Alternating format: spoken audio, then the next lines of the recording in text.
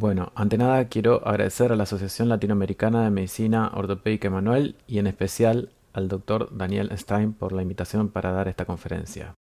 La idea de esta conferencia es hablar de los aspectos más importantes relacionados con la lumbalgia y vamos a ir bastante rápido para poder completar los contenidos. La primera pregunta que nos tenemos que hacer es si la lumbalgia es un verdadero diagnóstico, la lumbalgia mecánica inespecífica, porque realmente estamos básicamente describiendo un síntoma y siendo un factor desencadenante, lumbalgia mecánica, dolor en la región lumbar que aparece ante cargas mecánicas, o sea, un dolor mecánico que lo diferencia del inflamatorio. Ahora, ¿el dolor mecánico puede ser inespecífico? Bueno, lo cierto es que los receptores de dolor son estructuras específicamente diseñadas para sensar lesión real o potencial, según la definición de la misma IASP. Entonces, pensar que se vayan a activar ante circunstancias inespecíficas es poco probable. Evidentemente, tendríamos que empezar a pensar un nuevo concepto. En ese sentido, los síntomas que ocurren en ausencia de lesión objetivable, que sería lo que le da la inespecificidad, nosotros hacemos un diagnóstico clínico, lumbalgia, y después queremos ponerle nombre y apellido a esa lumbalgia mediante un diagnóstico imagenológico, a pesar de la abundante bibliografía que demuestra que existe una importantísima disociación clínica imagenológica, con lo cual realmente es poco acertado tratar de decir cuál es la causa del dolor de esa lumbalgia mecánica buscando la respuesta en las imágenes. Sin embargo, lo seguimos haciendo y esto nos lleva a errores probablemente no solo del diagnóstico, sino también de la terapéutica. Por eso, nosotros proponemos que los primeros síntomas que ocurren en ausencia de lesión objetivable tengan que ver con este fenómeno de sensibilización que se ha puesto en boga últimamente a nivel de lo que es sensibilización central, pero que puede ocurrir también en los tejidos periféricos y que lo que hacen es básicamente generar una amplificación de la respuesta de los nociceptores que se vuelven alodínicos. Entonces, ante gestos que no deberían doler, como caminar, como agacharse, aparece dolor. Eso sería un ejemplo típico de alodinia mecánica. Dado que la alodinia se asocia casi exclusivamente a el proceso fisiopatológico de la sensibilización de los nociceptores, es muy probable que la alodinia mecánica que va a encontrarse en los pacientes con lumbalgia mecánica hasta ahora denominada inespecífica tenga que ver con un fenómeno de sensibilización de sus tejidos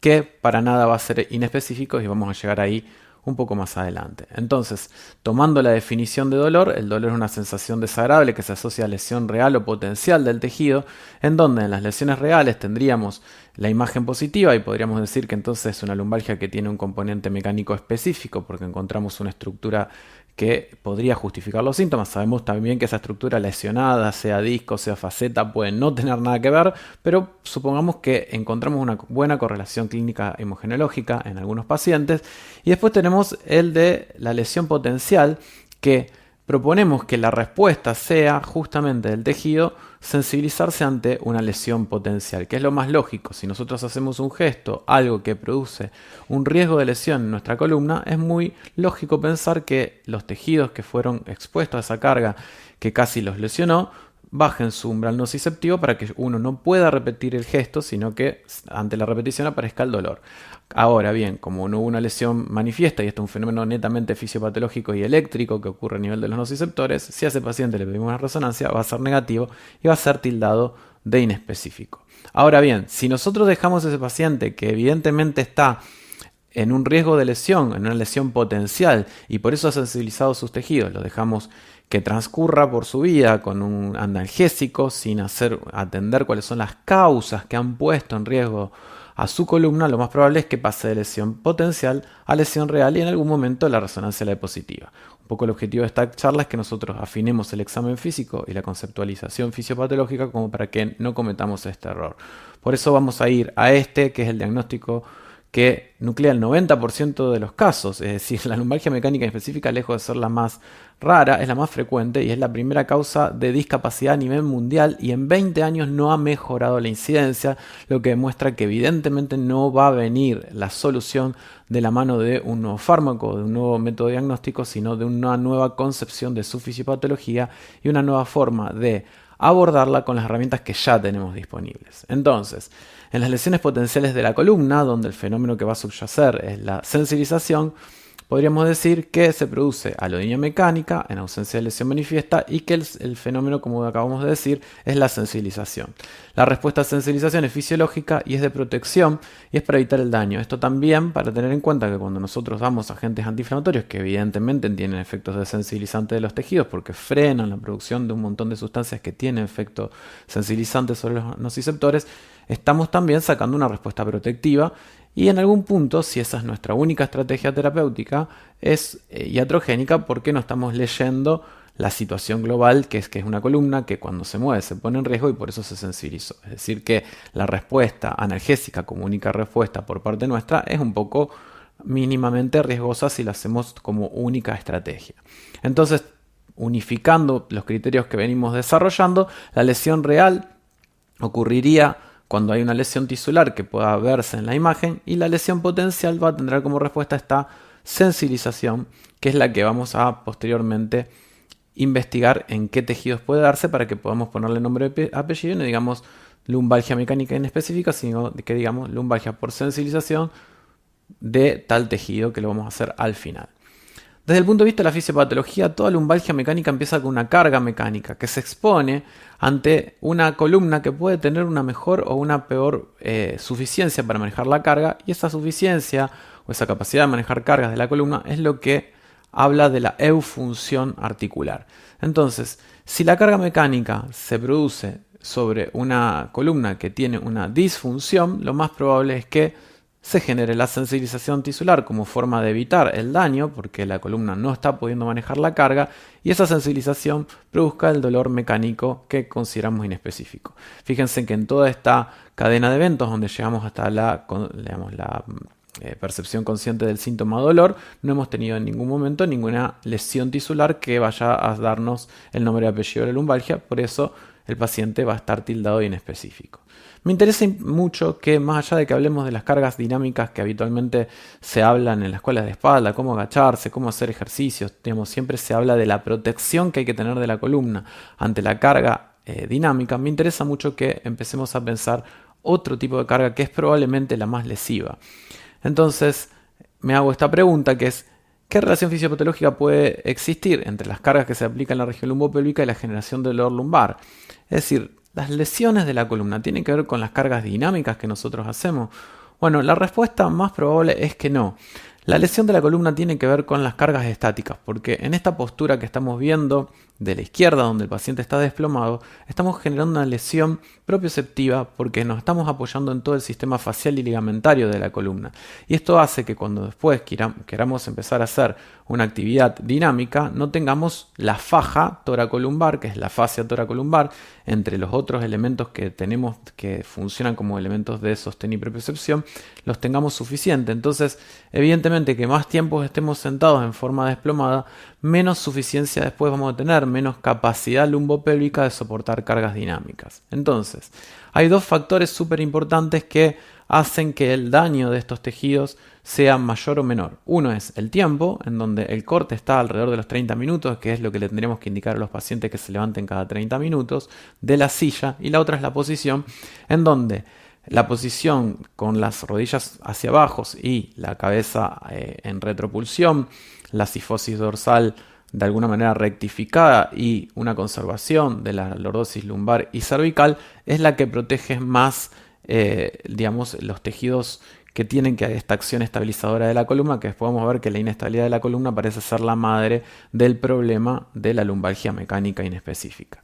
A nivel del sistema amortiguador, los discos intervertebrales generan una elongación de las fibras posteriores del anillo fibroso en esta posición desplomada. O sea que esta posición desplomada no solamente lesiona el sistema de sostén, que acabamos de decir, las fascias y los ligamentos, sino que también parece lesionar selectivamente una parte del sistema de amortiguación, lo cual es la peor de las combinaciones. Tenemos una columna que ha perdido estabilidad y por ende va a manejar peor las cargas dinámicas, y encima hemos lesionado también el sistema que amortigua, que es hacia donde van a ir esas sobrecargas que van a resultar de mi incapacidad de poder manejar establemente esa columna por la lesión de las fascias, con lo cual es la peor de las combinaciones, la lesión del sistema propioceptivo y del sistema de amortiguación. Fíjense que a pesar de lo que nosotros consideramos, durante la flexión fisiológica, la tensión de las fibras posteriores del anillo fibroso, que son estas que aparecen aquí en la figura, hacen que el núcleo pulposo se vaya hacia el lado donde se produce la carga. Es decir, cuando nosotros hacemos una flexión de tronco, por más que siempre entendemos que el núcleo pulposo va para atrás, lo cierto es que gracias a la acción de tensión de las fibras posteriores del anillo, el núcleo pulposo se va hacia adelante y acompaña la carga mecánica. Ahora bien, si por una cuestión de estar desplomado mucho tiempo las fibras posteriores del anillo fibrosos se lesionaron, y acá entonces muestro cómo perdieron tonicidad, sí es cierto que cuando yo más hacia adelante, como no se produce tensión de la pared posterior, va a haber una propulsión hacia atrás del núcleo pulposo que va a empezar a generar las famosas protusiones discales que con el tiempo pueden llevar a la hernia discal y a los síntomas de radiculopatía. Es decir, que también la discopatía, que nosotros entendemos que el problema es que el paciente se agachó bruscamente a levantar un peso,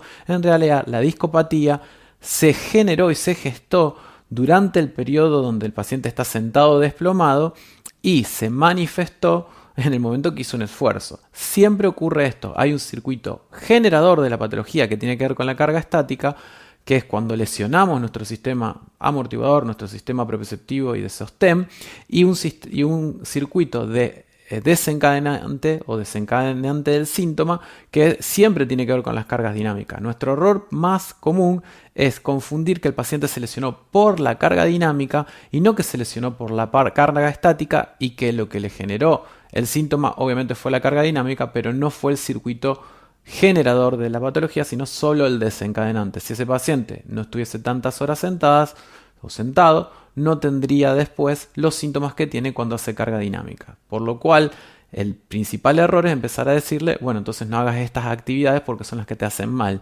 Porque más le sacamos carga dinámica, más tiempo se queda quieto y más generamos o facilitamos el circuito generador de patología. Entonces la respuesta es: las cargas estáticas sostenidas podrían lesionar el sistema de estabilización y de amortiguación lumbar. Entonces, tener en cuenta la patología de columna en relación a las cargas se relaciona mucho más con sedestaciones desplomadas, prolongadas en malas posiciones, que con el levantamiento o la generación de cargas dinámicas durante actividades físicas recreativas o deportivas o laborales. Ahora bien, claramente una columna que ha sido lesionada en carga estática va a generar síntomas en carga dinámica. Bien. Segundo punto relacionado con la disfunción. Bueno, la pregunta sería, en relación a la fisiopatología, ¿qué alteración de la función lumbopélvica podría generar dolor lumbar? O sea, de todas las cuestiones que puedan ocurrir en la columna, ¿qué es lo que puede fallar y hacer que se genere dolor lumbar? Bueno, esto ya fue planteado hace mucho tiempo. Panjabi, en su trabajo, demostró que la columna, para poder funcionar bien, tiene como principal requerimiento la estabilidad, y que si la columna no es estable va a empezar a generar síntomas, y que para que exista estabilidad demostró que hay tres subsistemas que tienen que funcionar bien: el sistema pasivo, que le llamó, que es básicamente el que yo les acabo de mencionar como propioceptivo, que es el de sostén, el neural y el muscular. Y si falla este sistema pasivo, obviamente va a fallar todo, porque es el que genera la mayor repercusión sobre la estabilidad. En este sentido han salido numerosos trabajos que han demostrado, primero, que en sujetos asintomáticos la activación de la musculatura profunda, como el transverso, precede a los gestos funcionales de miembros superiores e inferiores. ¿Qué quiere decir? Que necesitamos estabilidad lumbar primaria para poder incluso hacer un movimiento de un miembro superior, como una flexión del brazo o como el avance de una pierna durante la marcha. Esto empieza a demostrar por qué puede haber tantos síntomas a nivel lumbar, aún de gestos que nosotros consideramos que no son específicamente flexión o rotación lumbar, como mover un brazo. El paciente dice: hice un gesto para buscar un vaso y me quedé duro. ¿Qué fue lo que pasó? Bueno, acá se demuestra cómo la columna lumbar requiere estabilidad para que puedan movilizarse los miembros superiores e inferiores, lo cual demuestra que si llega a tener inestabilidad vamos a tener problemas en casi todos los gestos funcionales, no solamente agacharse, sentarse o las cosas que impliquen movimiento a nivel de la columna, porque la estabilidad de la columna se requiere para todos los movimientos del sistema osteomio neuroarticular.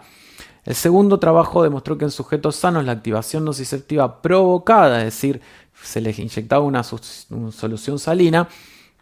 y se daba dolor, genera un retardo en el control motor de la musculatura estabilizadora. Es decir, que el dolor interfiere en el control motor. Esto es súper interesante porque ya sabemos que el paciente con dolor no va a tener un buen control de su estabilidad lumbar.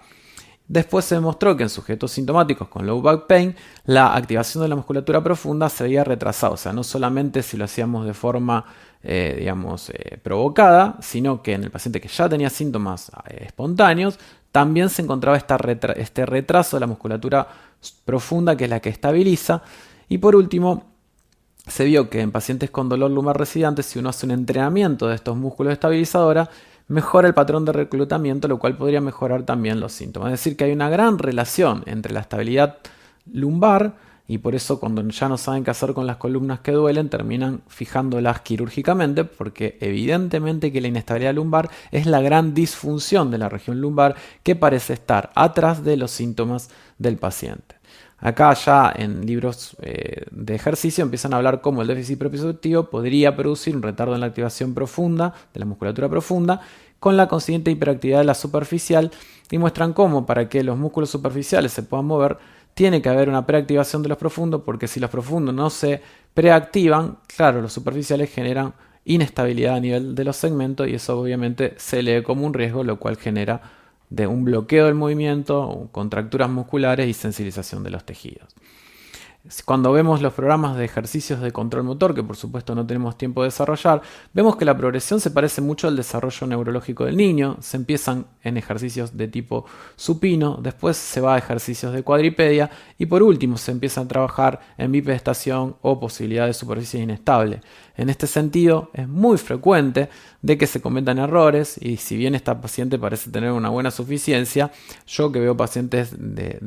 añosos, muchas veces los mandamos a que hagan ejercicios, les decimos bien el nombre y apellido, les decimos que sean de control motor o que sean de estabilidad y de pronto le hacen hacer cosas que realmente son muy complejas para muchos pacientes, es decir, es muy común la sobredosificación, por lo cual los médicos que indiquemos ejercicios para la región lumbar de pacientes con lumbalgia mecánica inespecífica, tenemos que saber y conocer las progresiones de esas cargas, poder evaluar el paciente, ver con qué carga tiene que empezar y hacer un programa donde se haga una progresión de esas cargas correcta, porque si no es como dar un fármaco fuera, empezar con tramadol en 50 miligramos, que la mayor parte de la gente no la va a tolerar. ¿Es un problema de que está mal dado el fármaco? No, es un problema que está mal dosificado. Y el ejercicio terapéutico se dosifica con las mismas reglas que los fármacos. Como final o como conclusión, podemos decir que la alteración de control motor o la estabilidad lumbopélvica podría preceder y acompañar al dolor lumbar, con lo cual los programas de ejercicios de estabilidad, que como verán son bastante específicos, no se trata de ir a hacer un poco de ejercicio general en un gimnasio, sino que son bastante específicos, tienen que ser parte del programa. Por último, para sacarle el nombre inespecífico, tenemos que poder hacer un diagnóstico de cuáles son los tejidos que, por esta carga estática sostenida sobre las estructuras amortiguadoras y de sostén que generaron una disfunción lumbopélvica, que ya le pusimos nombre y apellido, que es inestabilidad lumbopélvica, han puesto en riesgo los tejidos y los tejidos han respondido de forma fisiológica con el fenómeno de sensibilización, que es lo que va a dar el dolor. Bien, básicamente la pregunta entonces es ¿qué relación fisiopatológica puede existir entre la sensibilización y lesión de algunos tejidos y el dolor lumbar? Y en este sentido, como habíamos dicho, es muy raro que cuando nosotros investigamos sobre un paciente que tenga dolor lumbar, encontremos un solo tejido. Esto del diagnóstico diferencial, que tan bueno es para la clínica de algunas cuestiones, como por ejemplo una infección, que es una o es la otra en la mayor parte de los casos, en la patología lumbopélvica no se aplica bien porque en general vamos a encontrar algunos componentes neurales, como una maniobra LASEK, que es claramente un componente neural. Vamos a encontrar lo más frecuente y primario es la parte miofacial. Vamos a encontrar la palpación, puntos gatillos miofaciales, que son zonas de dolor muscular concentrada en unas zonas nodulares, que les aconsejo que investiguen, empiecen a buscar. Se llama dolor miofacial y fue Travel la médica fisiatra que los describió. Lo vamos a encontrar en cuadro lumbar, lo vamos a encontrar en glúteo medio. Es decir, hay muchísimos músculos que pueden dar dolor a nivel lumbar e incluso dolor irradiado y simular radiculopatía. Lo podemos encontrar a nivel de las articulaciones y también a nivel de los ligamentos, ¿sí? Como una cuestión importante, la mayor parte de los dolores miofaciales, neurales y articulares duelen durante el movimiento, mientras que el dolor ligamentario duele durante las posiciones estáticas, donde relajamos la musculatura y nos apoyamos en el sistema ligamentario. Con lo cual, las lumbalgias de los pacientes que no soportan la silla porque empiezan a tener un dolor lumbar son bien ligamentarias y serían las primeras estructuras que uno tendría que ir a buscar. Ligamento iliolumbar, ligamentos sacroespinosos, sacrotuberosos, ligamentos sacroiliacos medios y superior, que son los más frecuentemente que dan dolor en la región lumbar. Entonces, bueno, esto de los diagnósticos diferenciales no se aplica mucho para la lumbalgia mecánica inespecífica. Recordemos entonces que esto que estamos mencionando no somos los primeros, hay otros autores que están también diciendo lo mismo. Bueno, si nosotros podemos bloquear con un anestésico, podríamos encontrar la causa, y este médico, fíjense que plantea, es discogénico, puede venir de la sacroiliaca, puede venir la faceta, puede venir la raíz, puede ser muscular, puede ser óseo, es decir, el nociceptor en algún lugar está, y puede ser que no sea una lesión, simplemente que esté sensibilizado. Y si queremos hacer el diagnóstico, porque no sabemos cuál es el tejido sensibilizado, con un poco de lidocaína, una aguja y un entrenamiento en técnicas intervencionistas, podríamos bloquear distintos tejidos y ver cómo se alivia el síntoma y cuál es el que más alivio del síntoma produce. Y digo más porque es probable que tenga algo de ligamentario, algo de neural, algo de miofacial y que sea la sensibilización de múltiples tejidos, como le dije al comienzo. Entonces, pensar esta perspectiva neural, articular y miofacial,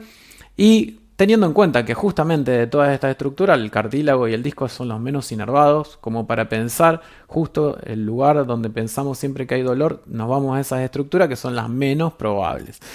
Entonces, facetaria o ligamentaria, que entraría dentro articular, fíjense los patrones de dolor de los ligamentos sacroiliacos, dan dolores que parecen ciatalgias. Y bueno, y de las facetas también pueden dar dolor en la región lumbar y en la región pelviana. De la parte neural, como les decía, las maniobras para tensar los nervios, ¿sí?, que se pueden hacer. Esta se llama maniobra de desplome o de slam, que es una maniobra para tensar todo el plexo y también, obviamente, el ciático. Y a nivel superficial, saber que muchos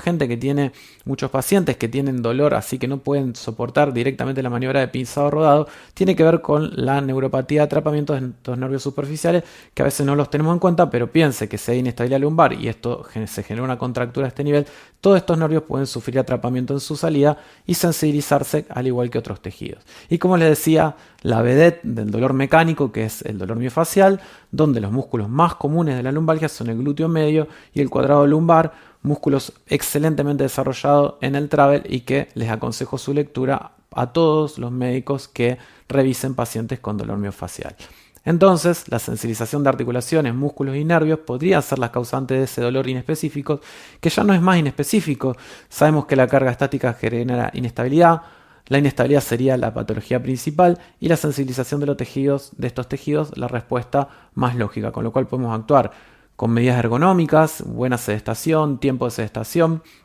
y obviamente las cuestiones de la escuela de espalda, cómo hacer las cargas dinámicas para proteger la columna a nivel de las cargas. A nivel de la disfunción tendríamos los ejercicios de estabilización lumbopélvica, que como ya vieron son bastante específicos, y a nivel de la sensibilización tendríamos todos estos tejidos que se sensibilizan con todas las terapias que podemos hacer a ese nivel, porque los puntos gatillos se pueden hacer punción seca, se le puede hacer terapia manual, a los nervios se le puede hacer neurodinamia, se le pueden hacer bloqueos, es decir, una vez que hagamos el diagnóstico del tejido, se nos abren un montón de herramientas terapéuticas para la sensibilización, herramientas terapéuticas para la disfunción y herramientas terapéuticas para el manejo de carga. Como conclusión, entonces, principalmente el manejo de carga debe ser una de las primeras consideraciones en el tratamiento del low back pain, porque ahí empieza el problema. Esa carga es la que lesiona el sistema del circuito generador, la estática sobre la dinámica. Hay evidencia de que hay una relación entre la pérdida del control motor, que sería esto de la disfunción, y el low back pain. Y dentro de los ejercicios terapéuticos, el entrenamiento de control motor ha cobrado relevancia en trabajos